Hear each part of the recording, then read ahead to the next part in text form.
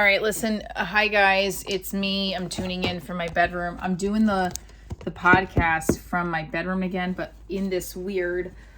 I'm not using Zoom. I'm using my phone again like I did last week because I feel like it captures it a little bit better. All right. I'm sitting on hangers. Welcome to Divorce Diaries Show podcast. We're going to try these out with the phone as opposed to having... I don't have a microphone yet, so it's all fucking ghetto, but whatever. There's nothing wrong with that. This is my brand, so I'm a little bit of a hot mess. We're going to talk about a couple of things today in my episode about throwing... What is it? Throwing rocks at glass houses? Throwing bricks at... I don't fucking know. Calling the pot, calling the kettle black, whatever it's called. Look, one of my favorite shows that helped me through my divorce is Vanderpump Rules. Love that show. Real Housewives of Beverly Hills. I'm a big Bravo fan. Everybody knows this about me. I want to talk. And the podcast is not like a hot topic podcast, but this Scandival, if you watch the show, one of the main characters, it's a reality show. One of the main characters cheated on his long-term girlfriend with one of her best friends, who is like 28 and he's 40, and like, not that the age is a thing, but like, it's a Scandival. That's what they're calling it. His name is Tom Sandoval, and they're calling it Scandival. Great play on words, by the way, right? So I think my viewers know this about me, that when I was a couple years ago, I was in a really stupid relationship with a man who was married, and I hid it because I was ashamed. I also was not, first of all, I was not friends with his wife. I didn't know his wife, but I had believed him when he said that, like, he lived separate lives with his wife. They slept in separate rooms, the whole 9 yards, which is pretty depressing that I believed that. Because there was a time where I finally was like, Michelle, you can't believe that they live in separate rooms. That's what his story was. So, and so, like, I can't sit here and say, oh, fuck that girl, because, I've done some bad choices. I do think it was fucked up that it was, from on all their ends. I think it's wrong. Cheating is wrong. Not being honest is wrong. I think that's why I have a lot of trust issues with relationships. Like this last guy that I was talking about in the last episode, about how, I shared all those thoughts with him.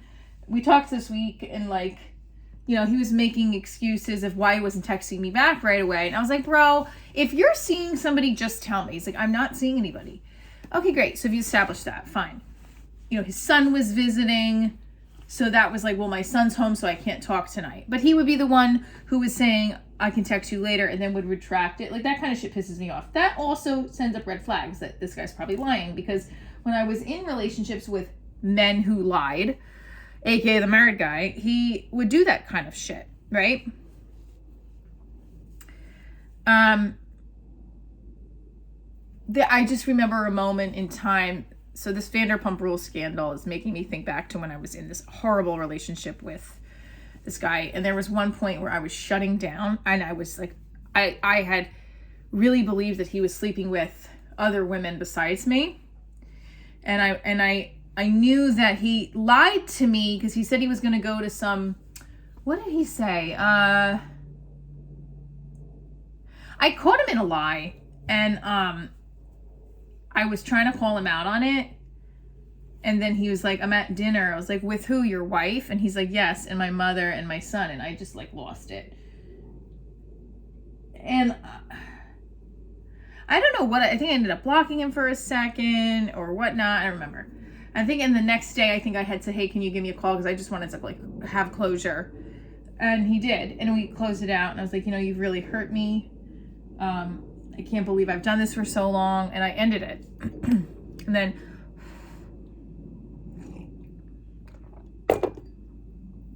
I think I ended up, because there was times where I had ended it and then he would reach out to me. Mostly because of social media. That was the reason why he would always reach out, because he would see me doing something on social media and then would text me. But then when I blocked him, that kind of stopped. And then I became the initiator in the conversations, which I was always embarrassed about. And then we ended up seeing each other. I think when I finally ended it, we saw each other twice again.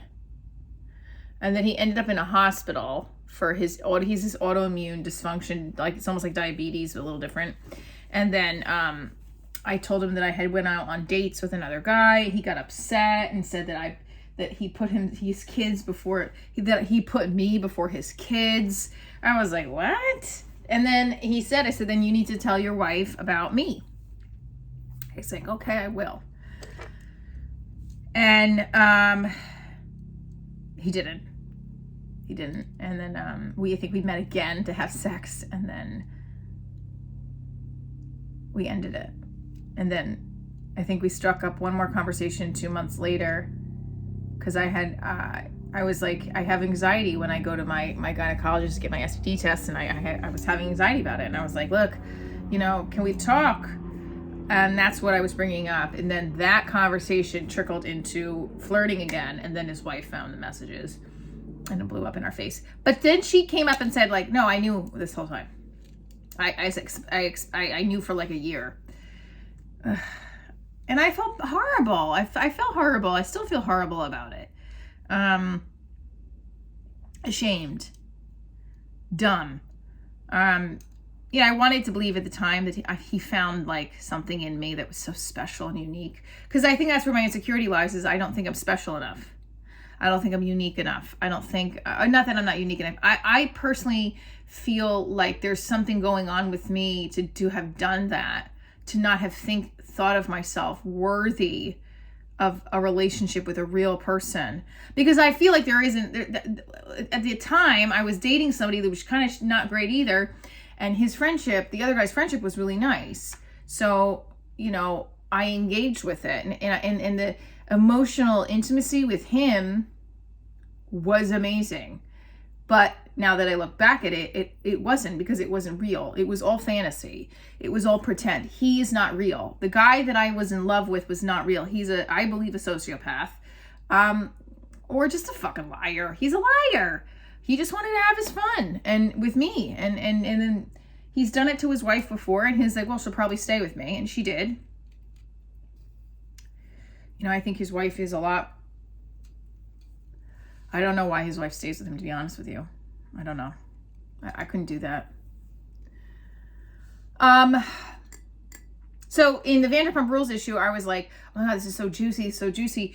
And then I think about my own self, about like what the choices I made. Now I'm still talking to this new guy. I call him the new guy, but he can't even be with me in a weekend together to just share each other emotionally and sexually, because he thinks it's going to cause a lot of damage, which he is probably right on that. I know I will definitely be upset afterwards, because I'll want to still see him again. But I also really want to experience him, because we haven't only really been together. We went on like 2 small little dates, not even really dates.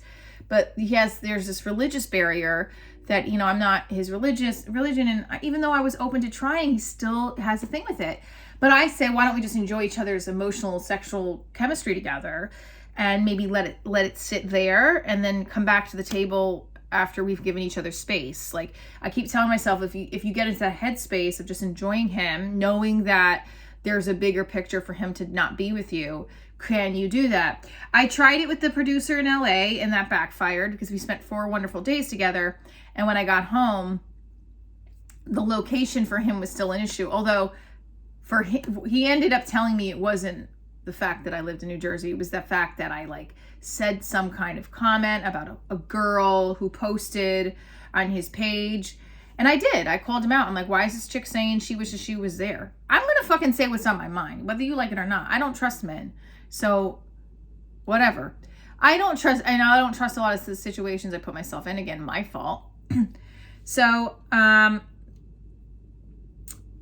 how do we not give in to shitty situations because of what our insecurities are?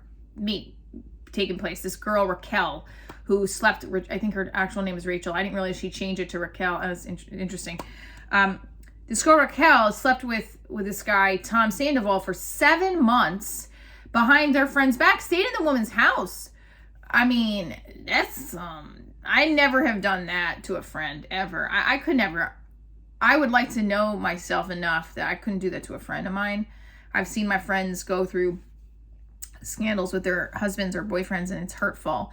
Yeah, and me playing the other woman in a marital affair, not knowing this woman, you know, I spoke with the woman afterwards. She actually really hates me because of my stand-up, I think. But I don't know. I don't wish, I personally think she should have divorced the shit out of him. But hey, love is blind, right? Clearly.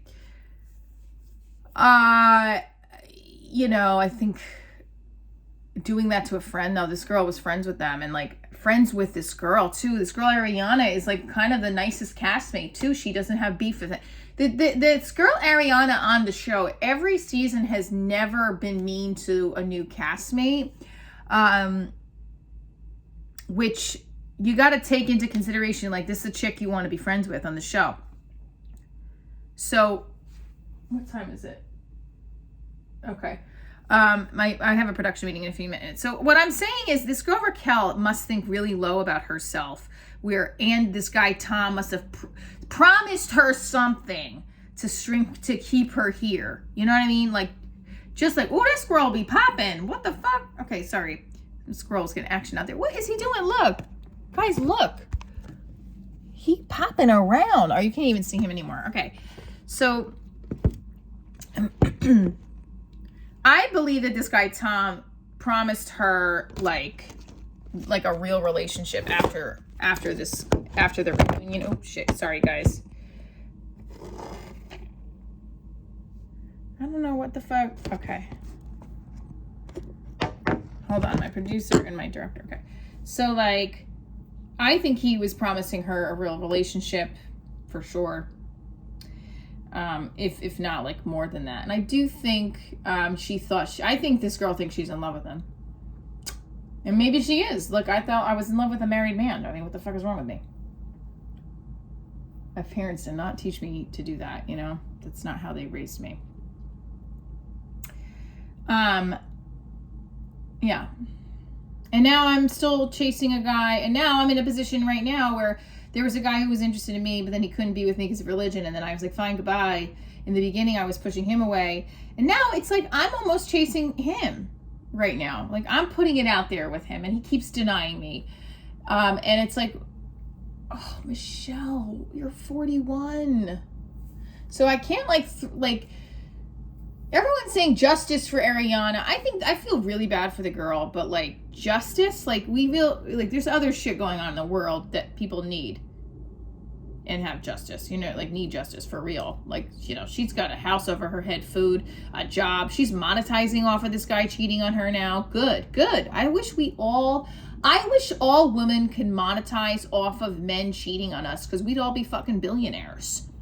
All right, stay tuned for more. I hope the girl gets her vindication from this asshole guy Tom, who is a narcissist to the utmost level. We can see this.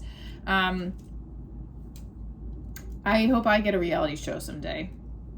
I hope someone finds our show to be as engaging as Vanderpump Rules, because, I mean, our scripted series, Divorce Diaries, that's my baby, that's my love. We are still looking for the investor. So if you have $60K rolling around your back pocket and you want to make the divorced Vanderpump Rules, come right over here to me, boo. Love you guys. Stay tuned for more. Come see me March 23rd in Boca Raton, March 24th, Punta Gorda, May 12th and 13th, Funny Stop Comedy Club. Maybe I would just wear these crooked glasses on stage if we sell out with nothing else, and then I would get removed for public indecency, but still. Just titty tassels and a bikini bottom. Love you guys. Mwah! Keep listening to your Happily Ever Divorced After Divorce Diary Show podcast.